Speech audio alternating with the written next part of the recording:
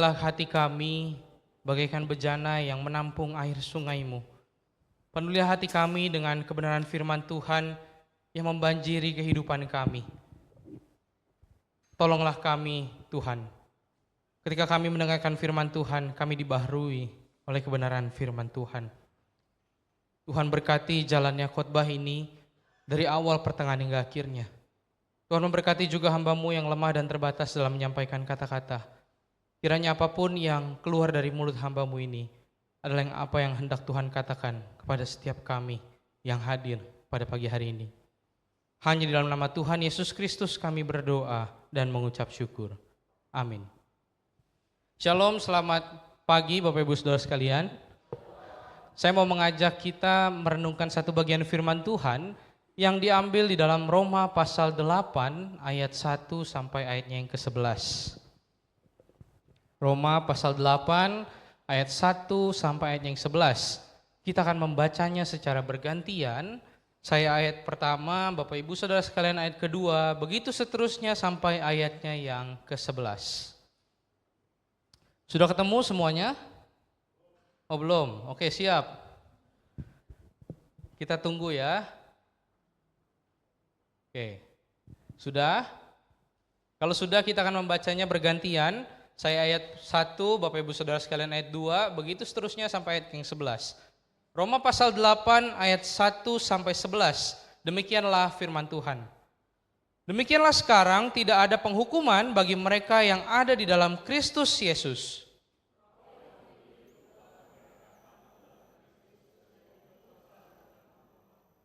Sebab apa yang tidak mungkin dilakukan hukum Taurat karena tak berdaya oleh daging, telah dilakukan oleh Allah dengan jalan mengutus anaknya sendiri dalam daging, yang serupa dengan daging yang dikuasai dosa karena dosa. Ia telah menjatuhkan hukuman atas dosa di dalam daging.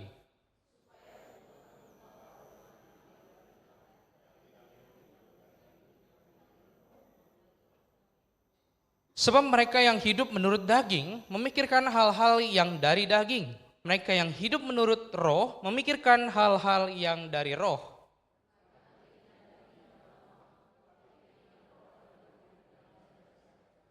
Sebab keinginan daging adalah perseteruan terhadap Allah, karena ia tidak takluk kepada hukum Allah. Hal ini memang tidak mungkin baginya.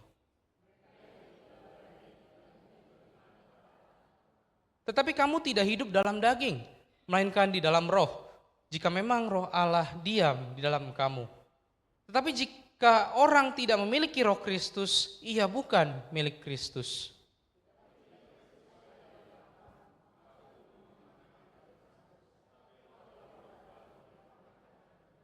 Dan jika roh Dia yang telah membangkitkan Yesus dari antara orang mati diam di dalam kamu, maka Ia yang telah membangkitkan Kristus Yesus dari antara orang mati akan menghidupkan juga tubuhmu yang fana itu oleh rohnya yang diam di dalam kamu. Sedemikian jauh pembacaan firman Tuhan, berbahagialah setiap kita yang membaca, merenungkan, dan melakukan firman Tuhan. Bapak Saudara, beberapa waktu yang lalu dari mulai peristiwa kenaikan Tuhan Yesus, kemudian ada doa 10 hari, kemudian sampai Pentakosta, hari pencurahan Roh Kudus, kita banyak belajar tentang Roh Kudus. Kita banyak belajar tentang pribadi Roh Kudus. Dan saat ini kita juga akan masih mempelajari pribadi Roh Kudus dan sifatnya, yaitu dipenuhi oleh Roh Kudus. Namun sebelum lebih jauh, ada satu pertanyaan yang kiranya bisa kita renungkan bersama begitu. Sebenarnya apa sih yang dimaksud dengan dipenuhi oleh Roh Kudus? Apa yang dimaksud ketika kita mendengar kata dipenuhi Roh Kudus? Apa yang kita pikirkan begitu? Apakah ketika kita membaca dipenuhi Roh Kudus kita berpikir bahwa kita seperti gelas dan Roh Kudus seperti air? Atau seperti lagu tadi kita adalah bejana dan Roh Kudus itu air sungainya yang memenuhi bejana kita? Ketika kita berbicara tentang dipenuhi Roh Kudus, apa yang terlintas di pikiran kita? Kita akan mencari tahu bersama-sama pada pagi hari ini Bapak Saudara sekalian. Dan ketika saya mempersiapkan bagian ini, saya mengingat peristiwa saya ketika waktu masih duduk di kelas 2 SMA Bapak Saudara sekalian. Jadi waktu saya duduk di kelas 2 SMA, Saya orang Kristen biasa begitu ya, belum suka belajar teologi, belum baca Alkitab juga bisa dihitung pakai jari begitu ya waktu itu. Dan saya diajak komsel begitu, komsel atau diajak persekutuan kecil, kelompok kecil begitu. Dengan teman-teman saya yang di SMA itu dari salah satu gereja yang tidak bisa saya sebutkan namanya tentunya. Nah, awalnya ketika saya ikut komsel itu Bapak Saudara, semua berjalan dengan baik begitu. Kita memuji Tuhan, dengar firman Tuhan, merenungkan firman Tuhan, ada proyek ketaatan dan lain-lain sebagainya. Ya biasa Bapak Saudara. Sebagaimana orang Kristen tergabung di dalam kelompok-kelompok kecil dan komsel begitu. Tetapi ada satu ketika pada akhirnya pembina dari gereja tersebut datang ke komsel tersebut begitu, ke komsel saya begitu. Saya ingat betul bahwa itu pada waktu itu saya sedang komsel di salah satu rumah teman saya yang ada di Pademangan Bapak Ibu Saudara. Bapak Ibu Saudara tahu ya, Pademangan tuh kompleksnya bukan yang jauh-jauh rumahnya ya, jadi deket-deket begitu ya. Dan cukup padat di sana begitu. Jadi saya komsel pada waktu itu di daerah Pademangan. Ketika kita sedang memuji Tuhan dan waktu itu saya adalah gitaris begitu ya. Saya yang bermain gitar waktu itu. Tiba-tiba kakak pembina ini bangkit berdiri dan dia tumpang tangan di antara setiap kami yang datang dan dia berdoa. Tapi yang terjadi bukan semata-mata dia berdiri dan berdoa. Setelah dia berdiri dan berdoa, semua orang di sana mengeluarkan bahasa yang tidak saya kenal gitu. Atau yang orang Kristen sekarang saat ini kenal mungkin disebut sebagai bahasa roh. Tetapi tidak sampai di sana saja Bapak Saudara. Ketika orang-orang ini mulai berbahasa roh, mereka semua rebah ke tanah, mereka menangis dan menjerit-jerit. Bahkan saya ingat betul pada waktu itu sampai keamanan daerah Pademangan itu, mungkin entah Hansip atau RW-nya itu datang ke rumah itu gedor-gedor begitu ya. Ada apa itu? Kenapa pada teriak-teriak begitu? Itu yang terjadi Bapak Saudara sekalian. Saya ingat betul cerita itu, dan bahkan ketika saya sudah mulai bingung dan saya mulai mau berhenti main gitar, kakak pembinanya ini bilang, jangan berhenti, ini adalah pekerjaan Roh Kudus. Karena saya bingung pada waktu itu, saya tidak tahu apa yang terjadi, saya yang ngikutin aja begitu, saya tetap bermain gitar. Tapi setelah kejadian itu, saya memberanikan diri bertanya kepada kakak pembina itu. Saya bertanya, Kak, sebenarnya apa yang terjadi barusan? Bapak Saudara tahu apa jawaban mereka? Dia menjawab, itu adalah peristiwa kepenuhan Roh Kudus. Bahkan menariknya mereka kakak-kakak pembina ini mengutip beberapa ayat Alkitab yang mengatakan bahwa di Alkitab juga ada tentang kepenuhan Roh Kudus ini. Dan salah satu ayat Alkitab yang dikutip, saya ingat betul, adalah ketika peristiwa Saul yang dirasuki roh Tuhan, dia telanjang dan menari-nari seperti orang mabuk. Itu salah satu ayat Alkitab yang dikutip. Dan inilah peristiwa kepenuhan Roh Kudus menurut mereka. Pertanyaannya Bapak Saudara, apakah itu yang dimaksud dengan kepenuhan Roh Kudus? Apakah itu yang dimaksud orang percaya yang dipenuhi Roh Kudus? Saya waktu itu bukan seorang yang suka baca Alkitab, bukan seorang yang suka belajar teologi. Tetapi saya tahu ada yang salah dari apa yang saya lihat. Saya tahu ada yang salah, kenapa? Karena mereka lebih mirip orang yang kesurupan dibanding orang yang dipenuhi Roh Kudus. Tapi saya bersyukur, saya mengalami pengalaman yang seperti itu. Karena itu membuat saya punya tekad dalam hati saya. Saya mau belajar sungguh-sungguh Alkitab. Saya mau cari tahu kebenaran Alkitab. Karena itu saya datang kepada hamba Tuhan di gereja asal saya. Semenjak hari itu saya mulai membiasakan diri membaca Alkitab. Saya mulai belajar banyak Alkitab, pendalaman, sejarah, bagaimana cara menafsirkannya dengan baik dan benar. Sampai akhirnya hal itu terus-menerus menuntun saya sampai membuat saya mengambil komitmen untuk mau masuk ke STT Saat dan mengambil jurusan teologi Bapak Saudara sekalian. Karena bagi saya ini adalah sesuatu yang keliru yang seringkali dimiliki oleh orang-orang percaya ketika berbicara orang percaya dipenuhi oleh Roh Kudus. Bapak Saudara, tadi kita sudah membaca di dalam kitab Roma pasal 8 bahwa ada satu ciri-ciri orang yang dipenuhi Roh Kudus. ciri yang jelas, yang nyata dari seseorang yang dipenuhi Roh Kudus adalah ia yang hidup menuruti keinginan roh dan bukan keinginan daging.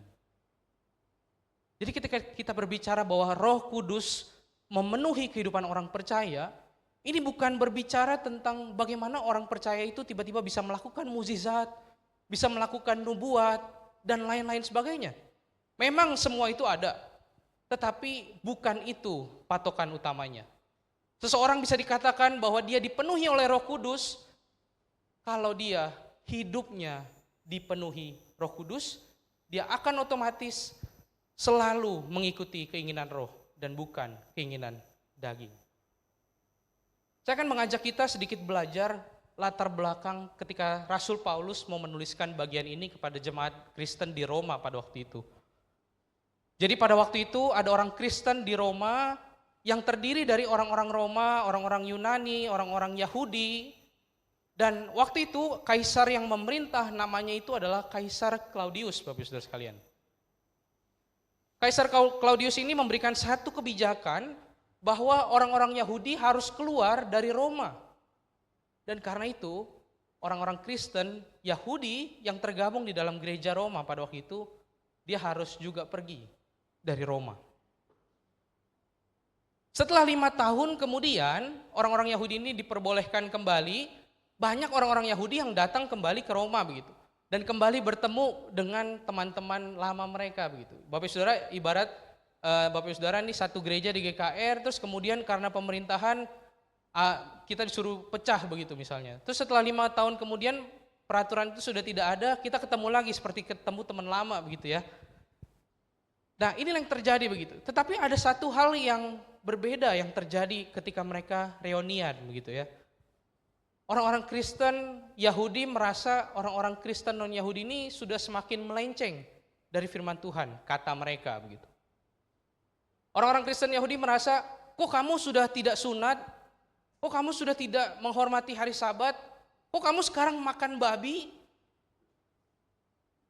Orang-orang Kristen Yahudi yang setelah 5 tahun disuruh keluar oleh Kaisar Claudius, kembali dan mendapati orang-orang Kristen di Roma tampaknya sudah tidak melakukan hukum Taurat. Dan inilah perpecahan yang membuat terjadi perpecahan di antara gereja Roma pada waktu itu.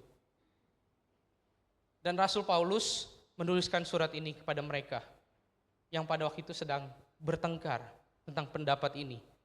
Apakah seorang Kristen harus melakukan hukum Taurat? Karena itu sebenarnya kalau Bapak Ibu Saudara membaca di dalam kitab Roma, kita akan menemukan bahwa kitab ini sangat amat sulit untuk dibaca. Sangat amat pusing untuk dibaca. Kenapa? Karena ini isinya adalah teologi dan pengajaran Rasul Paulus tentang hal ini. Tentang latar belakang ini. Dan ya wajar saja begitu kalau memang kita membaca dan memahami kitab Roma perlu berkali-kali mengulangnya begitu supaya tahu begitu. Tetapi intinya ketika sampai di pasal 8 ini kita menemukan bahwa Rasul Paulus menunjukkan bahwa solusi dari perpecahan yang terjadi itu bukan orang-orang non-Yahudi melakukan hukum Taurat. Tetapi solusinya adalah mereka semua mengerti makna dari hukum Taurat, makna dari keselamatan yang Yesus kerjakan, makna dari Roh Kudus yang hidup dan tinggal di dalam hati mereka. Karena itu di ayatnya yang pertama sampai keempat, Rasul Paulus berkata demikian. Demikianlah sekarang tidak ada penghukuman bagi mereka yang ada di dalam Kristus Yesus. Roh yang memberi hidup telah memerdekakan kamu di dalam Kristus dari hukuman dosa dan hukuman maut. Sebab apa yang tidak mungkin dilakukan hukum Taurat karena tidak berdaya oleh daging, telah dilakukan Allah dengan jalan mengutus anaknya sendiri di dalam daging yang serupa dengan daging, yang dikuasai dosa karena dosa. Ia telah menjatuhkan hukuman atas dosa di dalam daging, supaya tuntutan hukum Taurat digenapi di dalam kita yang tidak hidup menurut daging, tetapi menurut roh. Bapak Saudara bisa menangkap begitu ya, bahwa memang kata-kata ini sangat sulit untuk dimengerti, karena ini isinya pengajaran gitu. Tapi kalau boleh saya simpulkan begitu ya, Rasul Paulus sedang mencoba mengajak orang-orang Kristen yang sedang berselisih pada waktu itu untuk melihat bahwa orang Kristen non Yahudi itu tidak perlu melakukan hukum Taurat seperti mereka begitu. Ya kalau memang mereka bisa ya silahkan dan itu lebih bagus begitu. Tapi itu bukanlah standar dan ketetapan utamanya begitu. Karena pada kenyataannya begitu, kita sebagai manusia tidak bisa 100% hidup mengikuti yang tercatat di hukum Taurat. Bapak Saudara coba bayangkan, gak usah seluruh hukum Taurat dan seluruh hukum Allah yang dicatat di dalam kitab Pentatuk begitu. Dari 10 hukum Allah yang kita hafalkan aja setiap kita dari sekolah minggu sampai sekarang begitu. Apakah ada yang selama Bapak Ibu Saudara menjadi orang Kristen tidak pernah melanggar salah satunya? Misalnya jangan berdusta. Hal yang paling gampang. Jangan berbicara dulu dah, jangan membunuh. Jangan berbicara dulu dah, jangan berzina. Jangan berdusta. Apakah Bapak Ibu Saudara dalam 10 hukum Taurat aja dah? Tidak seluruhnya ya. Apakah dari 10 itu saja Bapak Ibu Saudara selama hidup menjadi orang Kristen pernah melakukan jangan berdusta dengan sempurna? Kenyataannya manusia yang masih hidup di dalam daging tidak mampu melakukan seluruh hukum Taurat itu dengan sempurna. Inilah yang mau Rasul Paulus coba tunjukkan kepada orang-orang yang sedang berselisih pada waktu itu. Rasul Paulus menjelaskan bahwa hanya Yesus dan karya Roh Kuduslah yang memampukan mereka untuk hidup menurut roh dan bukan menurut daging. Bapak Saudara, dari penjelasan latar belakang ini aja kita udah tahu bahwa seseorang yang dipenuhi oleh Roh Kudus itu dia hidupnya diubahkan. Diubahkan dalam arti mereka akan lebih suka hidup di dalam kehendak roh daripada mengikuti kehendak daging. Kalau boleh saya beri contoh, misalnya ada seorang anak bernama Asep gitu.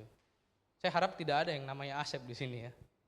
Misalnya seorang anak bernama Asep begitu ya. Suatu kali Asep ini masih sekolah dan dia tahu peraturan sekolahnya tidak boleh nyontek, tidak boleh mencuri jawaban temannya begitu. Dan ada sanksinya begitu. Misalnya sekolahnya tegas begitu ya. Ketahuan nyontek dikeluarkan begitu. Dia tahu peraturannya. Tetapi karena Asep ini bukan orang yang percaya, dia pikir kapan lagi ada kesempatan begitu ya. Bisa mendapat nilai yang baik. Yang usaha teman yang bagus saya begitu. Dua-duanya bagus ya. Tetapi kapan lagi kesempatan itu? Dan akhirnya mungkin dia akan menuruti keinginan dagingnya untuk ya udahlah kita berusaha mencari cara yang terbaik supaya percontekan ini berhasil. Tetapi berbeda ceritanya kalau si Asep ini adalah orang percaya. Orang percaya yang sudah dipenuhi oleh Roh Kudus dalam kehidupannya. Dia nggak akan nyaman ketika diperhadapkan dengan situasi di mana dia harus mencontek begitu. Tetapi di sisi lain, meskipun dia tidak nyaman, dia pasti juga tetap bergumul. Aduh iya memang sih kapan lagi nih. Apalagi satu kelas semua berbagi contekan begitu. Dia ada guilty feeling yang dia rasakan. Aduh iya kapan lagi. Tetapi dia berpikir dan menyadari bahwa kalau dia melakukan hal tersebut, dia salah di hadapan Tuhan. Saudara, ini adalah sedikit contoh begitu dari mana kita bisa melihat perbedaan antara orang yang dipenuhi oleh Roh Kudus dan tidak dipenuhi Roh Kudus. Orang yang hidupnya dipenuhi oleh Roh Kudus, dia pasti akan hidup menurut kehendak roh. Dia bergumul tidak ketika menghadapi contekan itu? Bergumul. Dia berpikir yang sama tidak? Kalau itu adalah kesempatan terbaiknya untuk mendapat nilai yang bagus dengan usaha belajar yang sangat sedikit. Dia berpikir demikian. Tapi yang dia lakukan adalah kehendak Roh Kudus yang memenuhi kehidupannya. Seseorang yang dipenuhi Roh Kudus yang tinggal di dalamnya memampukan orang tersebut untuk hidup menuruti kehendak roh dan bukan hidup menuruti keinginan dagingnya. Rasul Paulus di dalam Roma pasal 8 ayat 5 sampai 8, saya mau mengajak kita membaca bersama-sama ayatnya yang kelima, berkata demikian Bapak Saudara. Mari kita buka Alkitab kita dari Roma pasal 8 ayat 5, kita membacanya bersama-sama. 1, 2, 3. Sebab mereka yang hidup menurut daging memikirkan hal-hal yang dari daging. Mereka yang hidup menurut roh memikirkan hal-hal yang dari roh. Jadi jelas sekali Bapak Ibu Saudara bahwa seseorang yang dipenuhi Roh Kudus, dia akan hidup dan bahkan dia akan memikirkan hal-hal yang dari roh. Sedangkan orang yang hidup tidak dipenuhi Roh Kudus, dia akan hidup di dalam daging dan memikirkan hal-hal yang berbau daging. Tapi Bapak Saudara, menghindari keinginan daging itu bukan seperti orang yang vegetarian gitu. Saya anti daging, saya tidak makan daging gitu. Atau seperti bercandaan Laus Budiman yang bilang, oh hamba Tuhan gak boleh banyak-banyak makan daging, nanti kedagingan katanya. Bukan seperti itu Bapak Saudara. Menjauhi keinginan daging bukan berarti kita tidak makan daging. Atau apapun itu yang berbau dengan daging gitu. Tapi daging yang dimaksud Rasul Paulus dalam bagian ini adalah keinginan-keinginan yang berlawanan dengan kehendak Allah. Keinginan-keinginan yang berlawanan dengan hukum-hukum Allah. Karena itu ketika kita kembali ke dalam perdebatan tadi antara orang Kristen Yahudi dan non-Yahudi, yang mereka menuntut untuk orang Kristen non-Yahudi itu melakukan hukum Taurat, kita akan menemukan bahwa orang yang dipenuhi Roh Kudus secara tidak langsung dia akan mau hidup seperti hukum-hukum Allah, meskipun itu tidak mereka ketahui, begitu seperti orang-orang Yahudi yang membaca hukum Taurat dan sudah dari kecil mereka diajarkan hukum Taurat. Orang yang dipenuhi Roh Kudus, dia akan otomatis naturnya menjadi seseorang yang mau tinggal hidup menuruti kehendak Roh. Inilah yang mau coba Rasul Paulus sampaikan pada orang-orang pada waktu itu. Dalam salah satu mata kuliah teologi sistematika yang saya dapat dari STT Saat, ketika belajar tentang Roh Kudus dan pribadi Roh Kudus, dosen saya berkata demikian, bahwa ada satu peran penting Roh Kudus bagi kehidupan orang percaya. Peran pentingnya yaitu menunjukkan Kristus dan hukumnya, serta menolong orang percaya untuk melakukannya. Ada satu peran penting Roh Kudus, yaitu menunjukkan Kristus dan hukumnya, serta menolong orang percaya untuk melakukannya. Karena itu orang percaya yang dipenuhi oleh Roh Kudus, dia akan melihat Kristus, dia akan menyadari hukum-hukum Allah, mana yang baik, mana yang bertentangan dengan Allah atau tidak.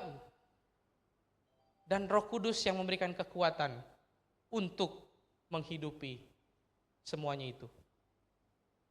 Berbicara mengenai menjauhi keinginan daging, hidup menurut roh, itu memang kalau di kepala diucapkan hamba Tuhan rasanya gampang Bapak Saudara. Tetapi kenyataannya kalau kita melakukannya dan menghadapi hal tersebut di depan mata, bukanlah hal yang mudah untuk dilakukan.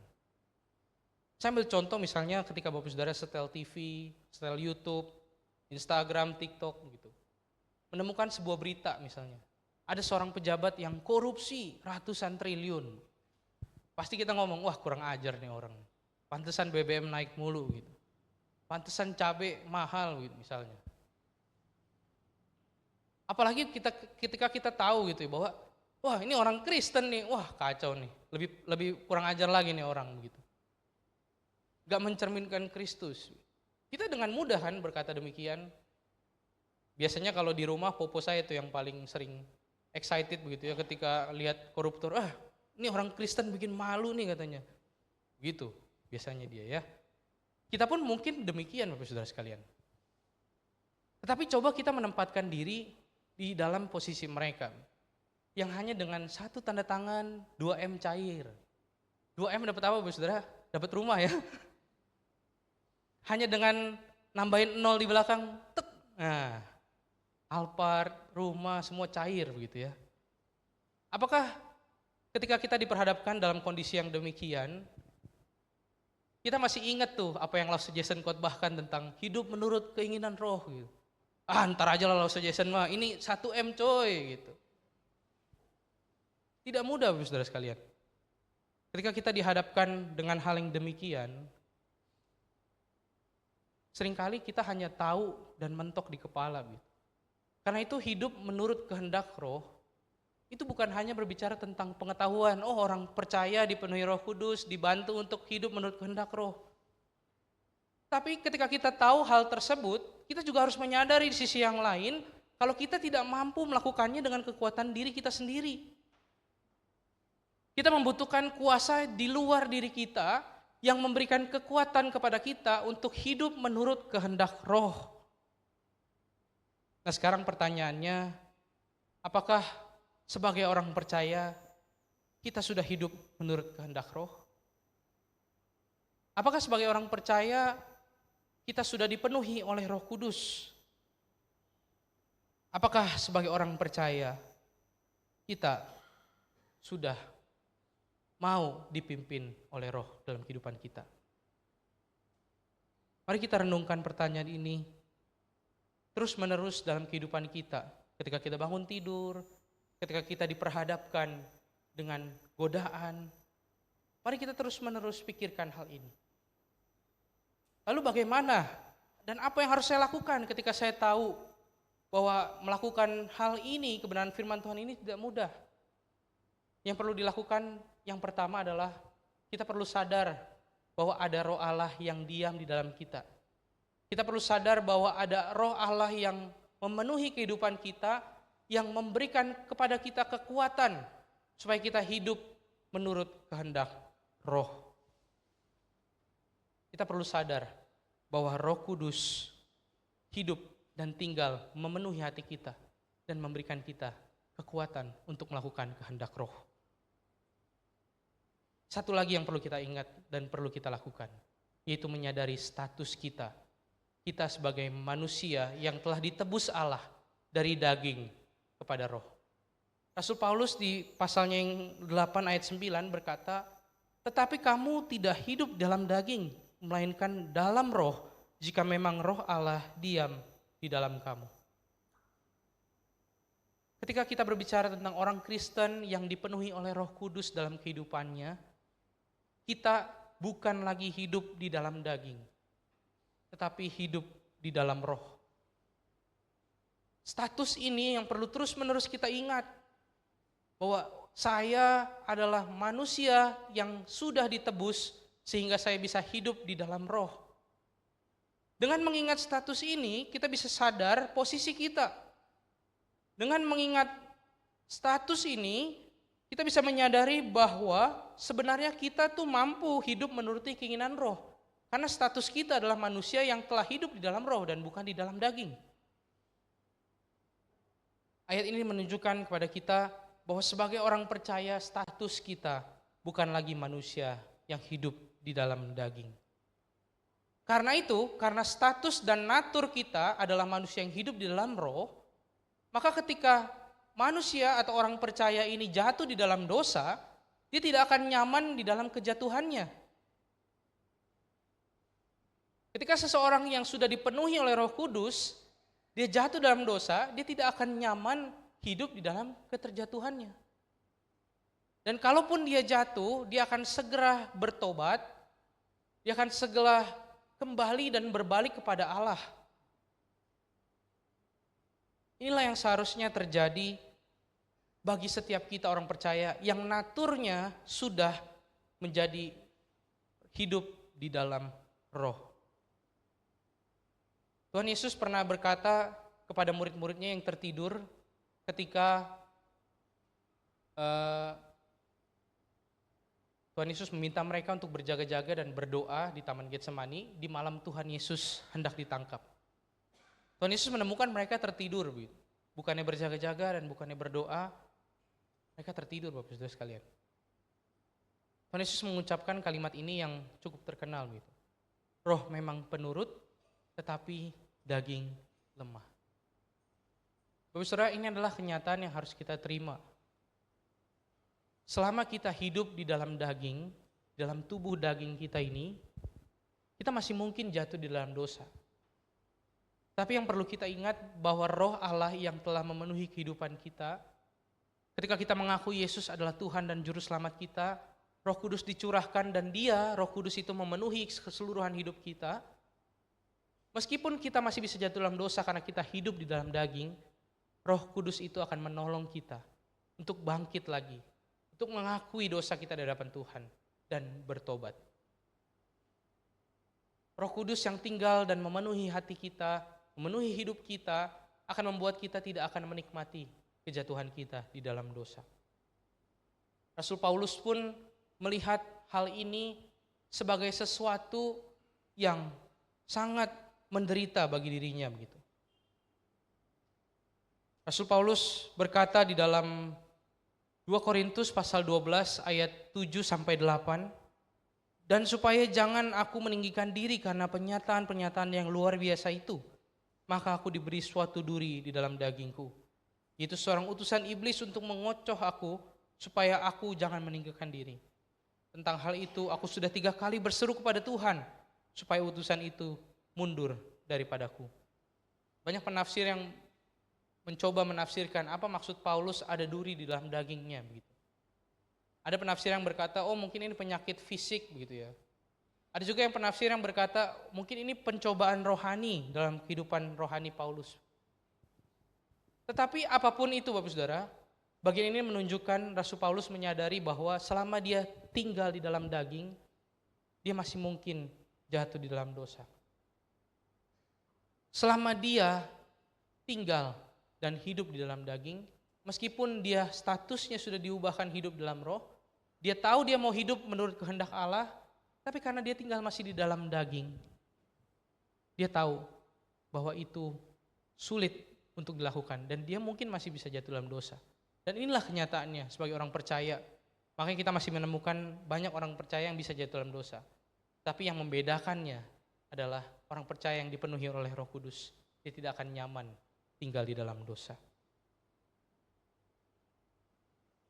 Bapak Saudara, kabar baiknya adalah meskipun penderitaan itu nyata, meskipun kita sadar, aduh iya saya tahu saya harus hidup menurut kehendak Allah, tapi saya tidak bisa melakukannya dengan sempurna karena keinginan daging saya begitu. Itulah penderitaan yang nyata dalam kehidupan kita. Meskipun demikian, kabar baiknya penderitaan itu tidak akan berlangsung lama Bapak Saudara sekalian.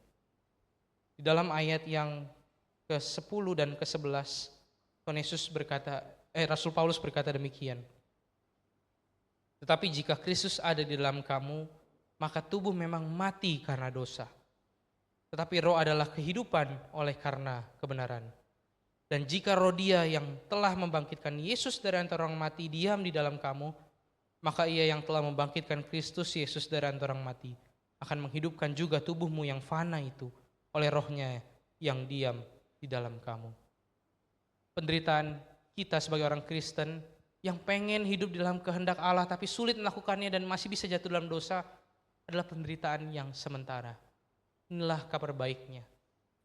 Sebab ketika Tuhan Yesus datang yang kedua kalinya, kita yang telah mati dibangkitkan, diberikan tubuh yang baru sesuai natur kita, manusia yang hidup menurut kehendak Allah.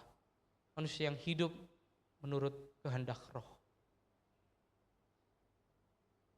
Karena itu Bapak Saudara, pulanglah dan ingatlah bahwa kita ini adalah orang-orang yang telah ditebus dari daging.